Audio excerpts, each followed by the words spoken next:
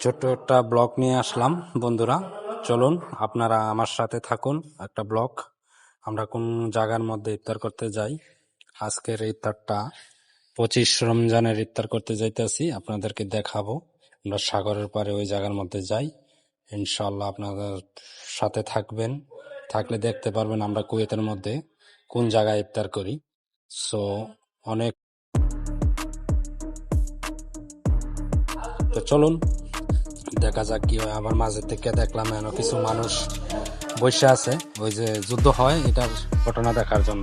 বন্ধুরা, আজকে আপনাদেরকে ইফতার কি কোন জায়গায় করি জায়গাটা দেখাবো। সাগরের পারে ইফতার করি আমরা। যদিও 4:30টায় গেট খোলার পরে সবাই ইয়াটিয়া বিছানার পরে আমরা সবাই বসে বসে খাইতাম। সব মানুষ কিভাবে লাইন ধরে দাঁড়িয়ে আছে দেখুন, খাওয়ার জন্য, ইফতার করার জন্য। সো এখন সব জায়গায় বন্ধ করে দিছে কুয়েতের মধ্যে ইফতারের জায়গা, কিন্তু এখন বর্তমানে এই জায়গার মধ্যে খোলা আছে।